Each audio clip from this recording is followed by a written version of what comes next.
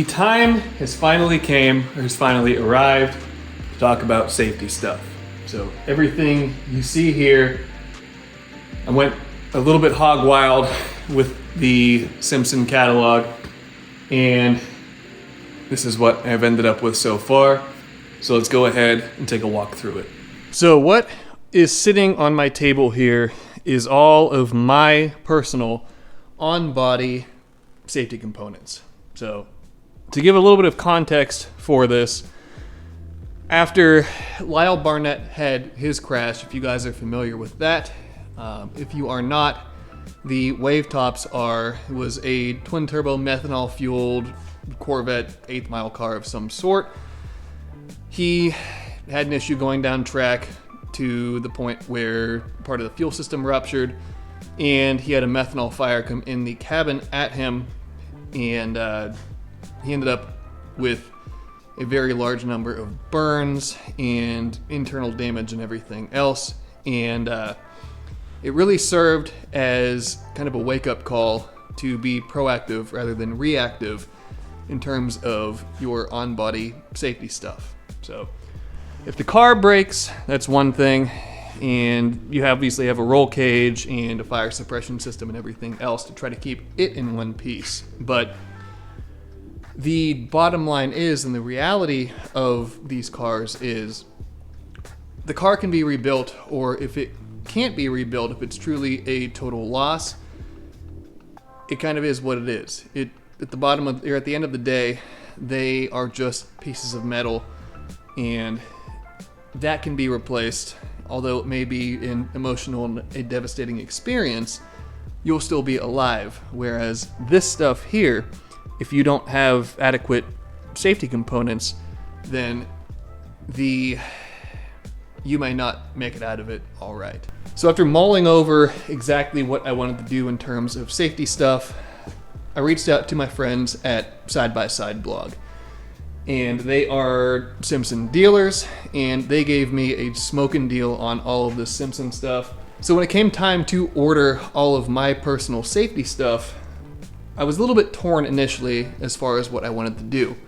So I went through some of my wholesale warehouses and kind of got a rough idea together of the components and the parts that I wanted to use.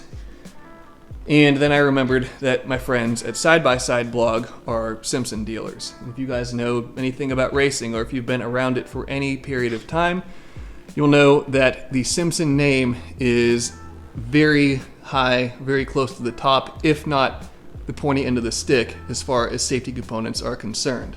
So I reached out to them, gave them an itemized list, and they were able to deliver both in a timely fashion and at a price that I could not refuse. So if you guys need any Simpson components for your car, for your side-by-side, for any type of racing or driving that you're going to be doing, please reach out to the SXS Blog guys, as they did a wonderful job of taking care of me, and I'm sure they'll do the exact same for you. So I guess let's do a once-over of what I have laid out on the table here, and then we can go into a little bit more detail on each one of the components and kind of why I chose the things that I did and how I'm going to implement them into my racing program.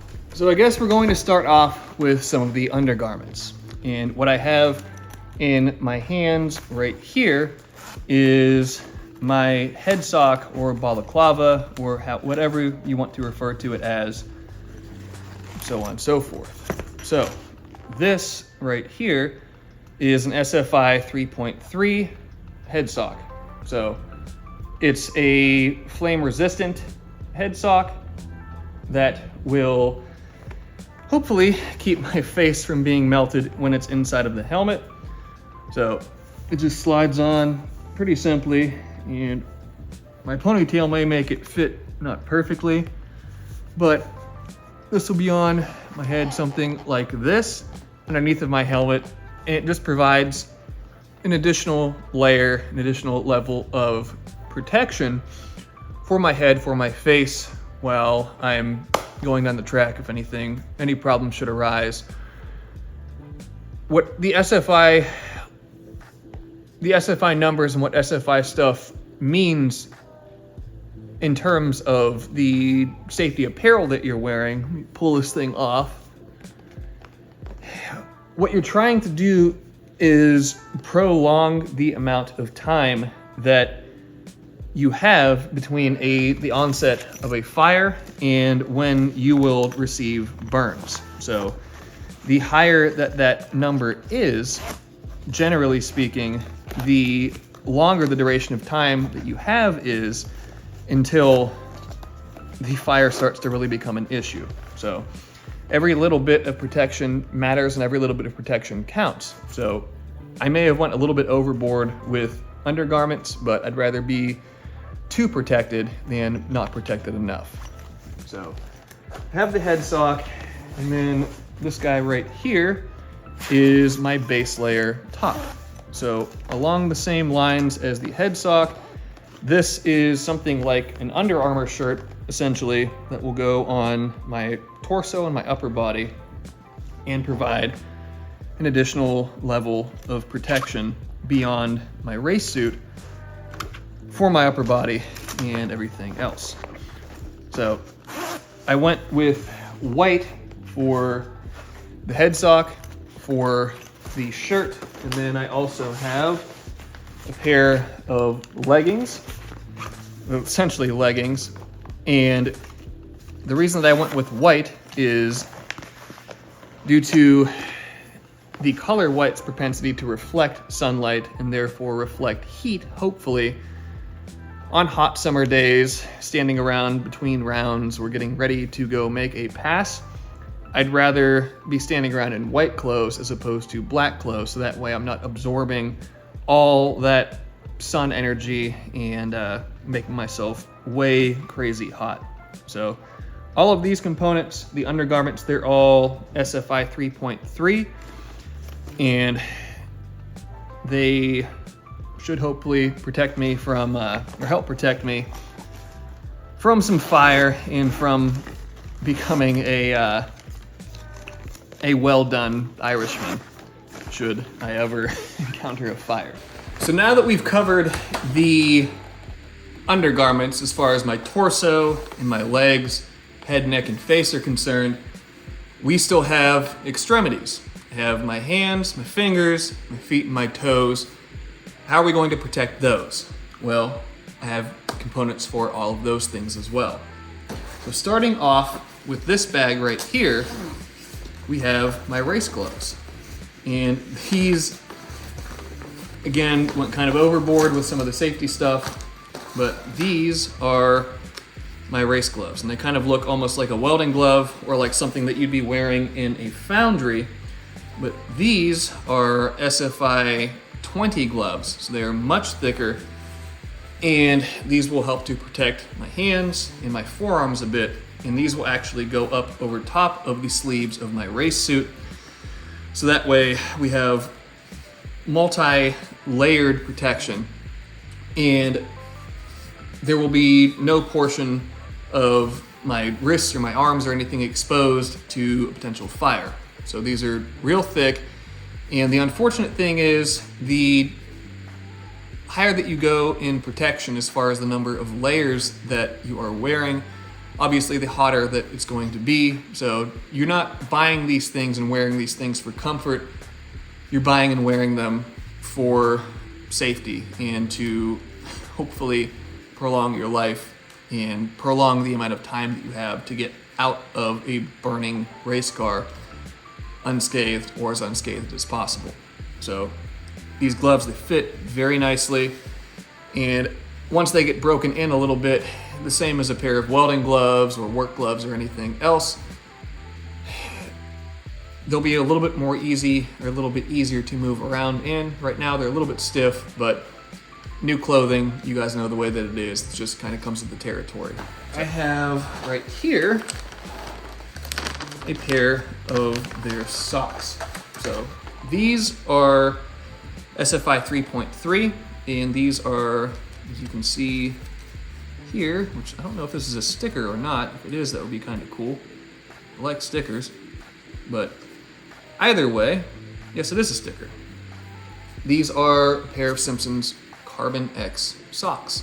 So just another layer of protection for my feet, as if there is going to be fire coming through the firewall at me, which hopefully I've done a reasonable enough job of sealing the firewall up that won't be the case. But if it is, these provide another layer of protection for my feet against a potential blaze. And they feel nice, and they feel like they should vent well enough where it'll keep my feet reasonably dry, even though I kind of sweat like a pig in the summer, and when I'm stressed out, like I will inevitably be before making a pass, I'll at least have these as another additional bit of protection for my feet, as I kind of like having all of my toes attached and all of my nerve endings and being able to use my feet the way that I have been able to for my entire life, and these will help me continue to be able to do that. So over top of the socks, we'll have shoes, right? And of course, have a pair of race shoes sitting right behind me, right here in this box here. So I went with a pair of Simpson's high top race shoes. And race shoes are cool because they're kind of like a pair of skateboard shoes, at least that's the way they felt when I've tried these on, meaning that they're nice and flexible, and you have a really good tactile feedback with where your foot's at on the pedals, how your ankle, how your foot is moving, kind of the biomechanics of operating a car like this. I typically wear my boots, and you guys see in all the videos, if you're weird and you paid attention to my feet, but I typically am wearing these boots, which are sweet for working around the shop and doing things around the woods here, but for driving the car and ingress and egress, they are a little bit cumbersome and a little bit much. But these guys here, and whether it be a function of just me wearing boots all the time, or whether it be a function of the shoes being that providing that much ability to be tactile, or maybe a combination of the two, but these things are so easy to move around in, and we'll see here in a little bit how easy they are to get in and out of the car with. But these guys are SFI 5, so they're 5-layer shoes. They provide a little bit more protection than the socks, but pairing the socks with the shoes will provide that much more protection. You guys can see the way that layering goes on here, and I'll be less worried about my feet burning up, which is one huge benefit, obviously, and then just the ability to manipulate and use the controls in the car that much more effectively. Pretty excited about that as well. So I guess I'll go ahead, pull my hat off, and do a little hop.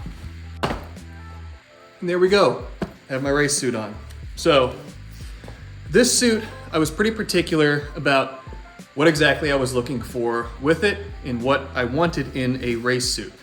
There's a ton of different options out there as far as different styles, different layer counts, different piece counts, so on and so forth. But I knew what I wanted. I knew what I was going to go with. And thankfully Simpson was able to fill that, check those boxes, and I ended up with what I'm wearing right now. So this suit is a 20-layer suit. So it's very thick, and it will be like an oven sitting in the car in the summer. But like I said before, I'd rather be hot and safe than cool and a Harlequin patchwork of skin grafts and burn scars. So this suit is, I think, pretty high level as far as what Simpson offers, and by no means am I just buying these things to say that I spent the most money. I really couldn't care less about the number to the right of the dollar sign for any of this. I cared more about, and I care more about, what it can offer me in terms of safety, and this was the best thing. So I went with the 20 layer, again, like I said before, to provide the longest duration of time to be subjected to a fire and avoid being burnt. So that's where the 20 layer came in, and they offer, I think, 15 layer, maybe 10 layer, 5 layer, single layer, so on and so forth. Different sanctioning bodies, different race series may require different layer counts on suits and other components, but I knew that if I went with the highest count, that I'll be covered for pretty much any drag racing body that I'm ever going to be racing with, and I'll provide the most protection for myself.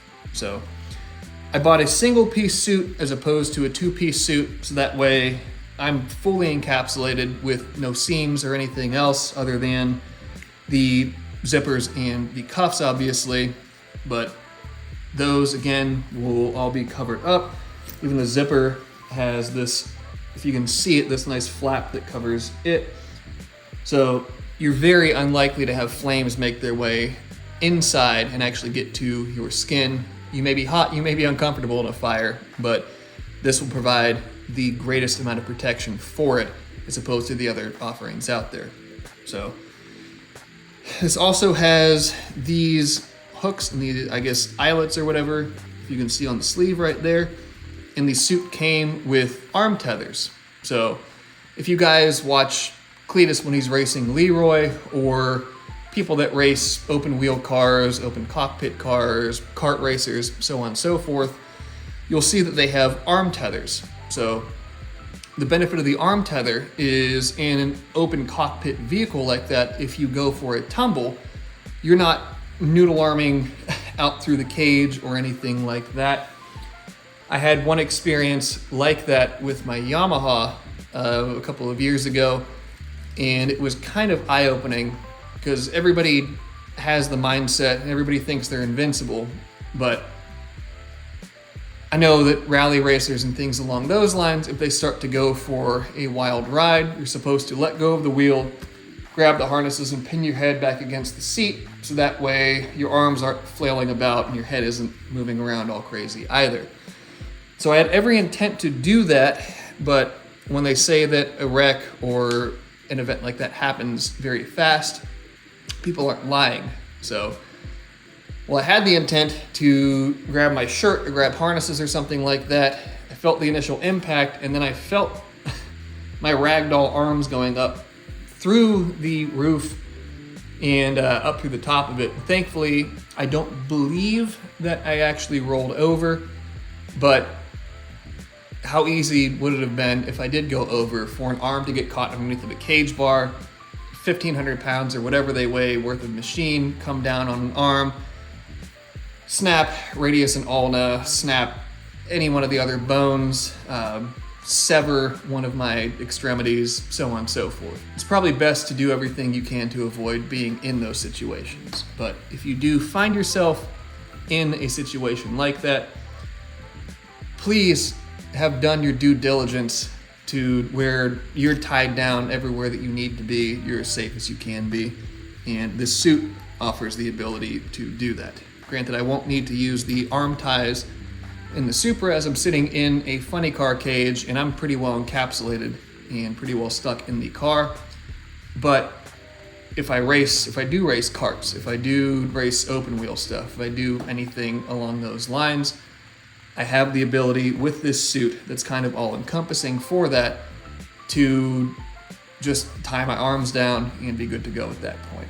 So beyond that, one neat feature with it is the suit has pockets, and actually fairly large ones. So you can stuff a phone, can stuff a tire pressure gauge, can stuff whatever you want in the pockets, use your imagination, and have easy access to essential or much desired goods in your pockets that you need quick, easy access to. The only bad thing with the single layers, or with the single piece suits rather, is it can make it a little bit cumbersome if you have an emergency that requires a toilet.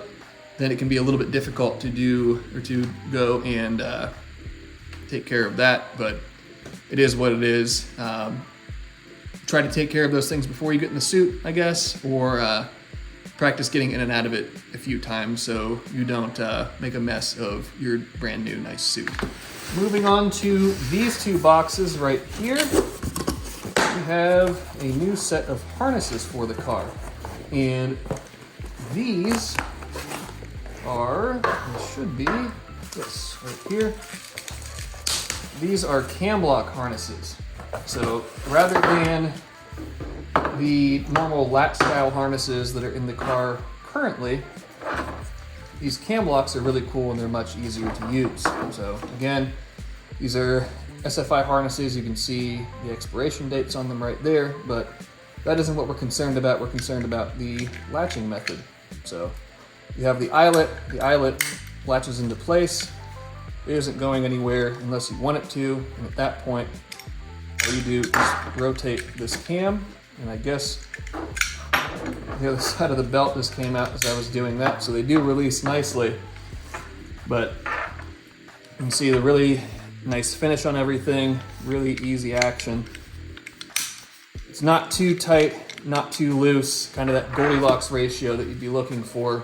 And one of these, this is for the passenger side, and then the one for the driver's side is a Hans compatible one, which I don't have my Hans just yet. I wanted to wait until I got the suit in to determine what style Hans I was going to use, as you need to do different measurements for different style Hans devices or head and neck restraints. So over the years, I've had a few different helmets, and I never had a ton of money to play with before as far as buying helmets and buying safety stuff. I had harnesses and I had a helmet. I think they were a Snell M rating as opposed to a Snell SA rating, which that's motorcycle versus automotive.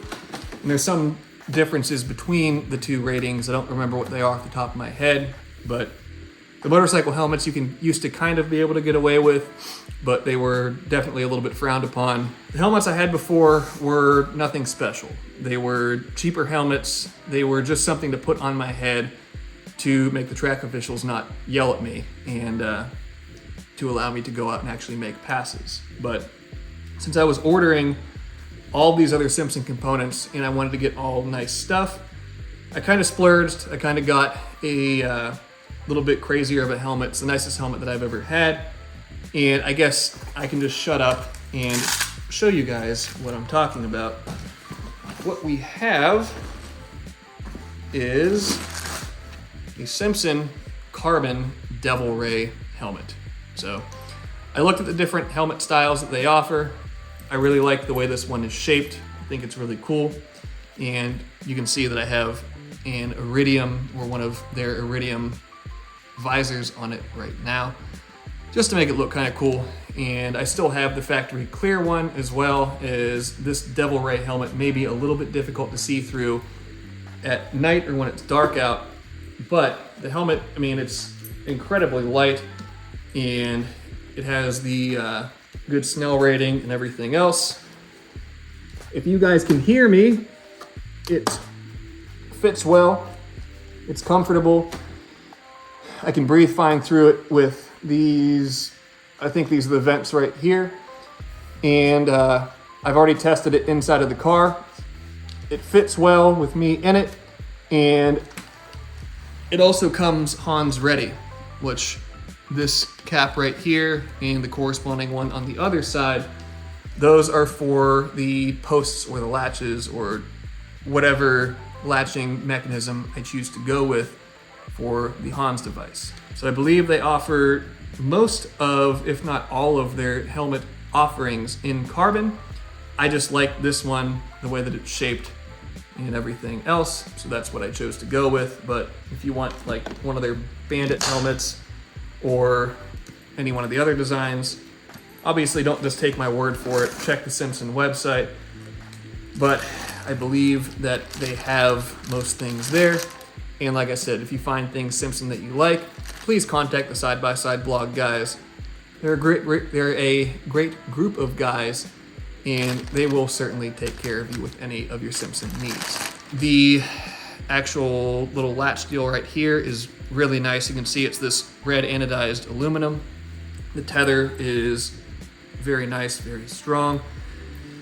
It's easy to run your tether through and then back through to actually tighten the thing down. And then this little tether on the one buckle makes it really easy to take the thing off when you want to get it off of your head when you're burning up after having gone through the traps and you're ready to go and jump in some Arctic water. I also got this really nice bag, and this is not something that I ordered. Either the Side-by-Side Blog guys, they sent it to me as a gift, or Simpson sent it as a gift, one or the other. But you can see it has this really nice, very soft liner on the inside of it to avoid scratching the helmet up, and the helmet fits in the bag perfectly. So this whole setup is really cool, and it's nice to actually have a bag to keep the helmet safe and to keep the finish nice on it, as the reality is the helmet's probably going to get scuffed and scraped at some point in time. But if I can prolong that inevitability for as long as I possibly can, that would certainly be cool, as I like nice things and I don't want to scrape up my new nice things any more quickly than I have to. So I guess now that we've gone over everything on the table in terms of the safety stuff, the last thing to do before we get into actually installing the new harnesses is to climb in the car as geared up as I am right now. I mean, you can see that I have my suit, I have my shoes, I'll grab the helmet and the gloves and just everything minus the undergarments, as I don't feel like stripping down that far right now, and especially in the shop that seems kind of weird. But I'll get geared up and all of that stuff, and let's see how I fit in the car and get nice and cozy and comfortable. Make sure the seats, I can still fit in the seat with a little bit of extra padding on me, and just see how it feels to be in the car with everything on. Fall into the car, and I guess I need to undo my neck and everything, then slide my legs over. These cars with 25 series cages are not the most comfortable thing in the world to get in and out of, but it is what it is. So when I put my seat or put my steering wheel on, the suit doesn't make it, it makes me fit a little bit tighter in the seat, but not anything crazy to where it's not able to be dealt with. And I'm not going to actually strap in right now, as I know what the straps feel like. If I can fit in the seat, I'll fit in the straps. Not a big deal. But put my helmet on, and hopefully you guys will still be able to hear me. Fit in here pretty all right. And if I put my gloves on as well, I can still reach my shifter. I can get my steering wheel. It'll take a little bit of concentration since I don't have as much dexterity with my fingers with the gloves to hit switches and what have you. That's no big deal. Hitting up through the gears, still pretty easy. And it doesn't feel too bad. It's definitely different and less comfortable than wearing street clothes, but again, like we've said this whole time, this gear is not meant for comfort. It's meant for safety.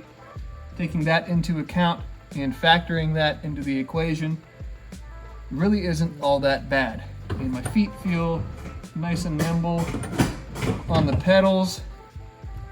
Could reach everything. I'll end up putting the parachute handle somewhere in here probably, which I'll still be able to easily reach without doing anything too crazy with my hand. And it'll be nice and easy once we get the air shifter set up to reach off the steering wheel, hit the deployment lever, and get the parachutes on their way out. So now that we know that I fit and all is well on that front, let me get out of this race suit, get back in my normal clothes, and then we can start looking at getting the new harnesses put in the car. I have the new harnesses installed in the Supra, and I didn't film any of that process, as you guys just saw me wrap harnesses around bars and do an install with the previous race quip harnesses that were in the car. So that portion of it, I didn't feel like being redundant, but let's go ahead and take a minute to talk about the actual different styles of latches for harnesses. So what I have on the ground here is a typical latch style harness. So what we have, and we're laid out right now, obviously not on a seat, and we're also missing the crotch belt, but just bear with me here. So from this perspective, we have the two shoulder harnesses, we have one of the lap belts, and we have the actual latch portion right here. So the way that this works is this buckle goes through this eyelet, through the other eyelet, it goes into our latch portion, and that clips into place. So everything is held in place with this detent ball, if you guys can see that right there, and that is what holds everything in. So these certainly work, and they are a cheaper option, but they're just kind of a pain, and they're not the prettiest thing or the most consolidated, smallest thing out there. It's not an archaic design, but it's a simpler, more cost-effective design, and while they do work, I wanted something a little bit better for the Supra.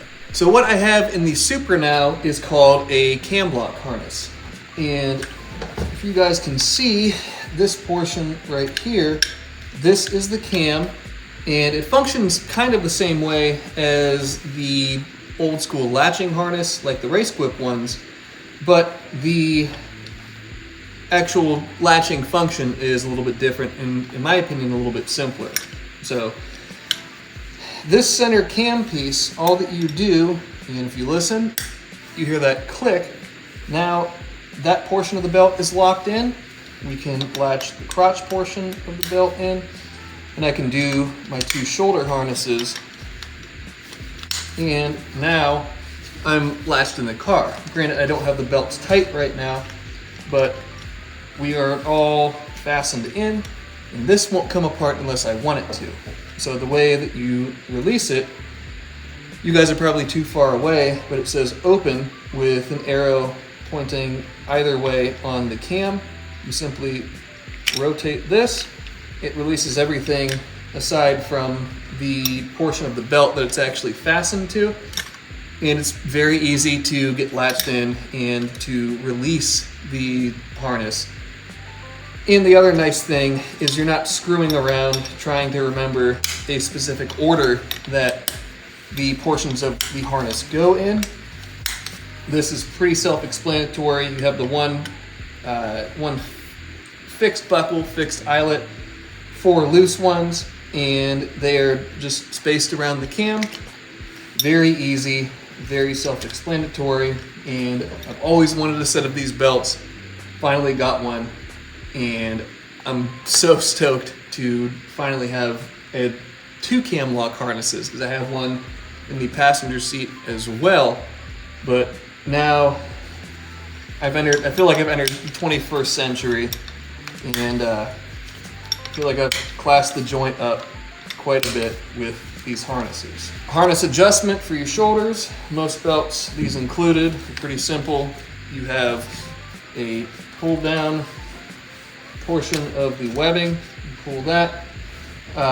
Typically before I would do that, I would adjust the lap belts to get the cam or to get the buckle fastened in exactly where I want it. But I like to get myself nice and tight in here, and I'll test around to make sure that I can't go for more of a ride than I'm looking to go for.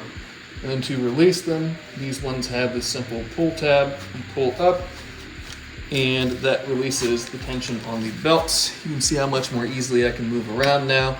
And with these, simply release the cam, pull the portions of the belt off, stow them out of the way, wherever you would like to, and then you are set for ingress or egress from the vehicle. Now over on the passenger side, I can show you a little bit more easily kind of what the cam looks like. So with it unlatched, this is what we're looking at. So It's just a series of little spring-loaded deals. If you can see inside of there, that silver portion, that is what's actually grabbing onto each of these eyelets. And I don't know how well I'll be able to do this one-handed, but you just simply come around, clip the different portions of the harness in. There's the last one. And these are all fastened in place. For the passenger harness, since nobody's going to be riding in the passenger seat, at least immediately, I always like to just clip the harness in, stow it away that way. But yeah, you guys can see this compared to this over here, why the cam lock deal is, at least as far as ease of use is concerned and space taken up by a harness is concerned, a much superior option. So hopefully now you guys may have a little bit better idea of a few of the different safety components that go into a car like this. And I've really tried to take safety very seriously this time around, as this is by far the most serious that this car has ever been. So between the suit, all the undergarments, my new helmet, shoes, gloves, etc., and obviously the new harnesses, I should be pretty well safe, keeping me fastened into the car and keeping me from burning up, as well as having our lovely fire suppression system that you guys may have seen me put in a previous episode. If not, I'd highly recommend going to check it out if you need to put one in your car. I guess somewhere around on the screen now I can link that, so it'll be one of the corners here. But without rambling on any longer, rambling on forever, that's pretty much all that I have for you guys for this episode. So let's go ahead and wrap this one up. So thank you guys as always for tuning in, for watching this thing come together, watching all the stuff come together with the Mark II, coming to the racetrack with me, listening to me drone on about all these different things that I find cool and find interesting. You guys are awesome. You guys make me want to keep doing this, and I'm still having a blast filming these videos and filming things that I really do care about and find interesting. So from the bottom of my heart, I thank you very much, and I look forward to bringing you guys along on this crazy journey with me in the future. But before I drone on forever, that's all that I have for you guys now, so let's wrap this one up. So until next time, be sure to subscribe, leave a like, leave a comment, and I'll see you guys then.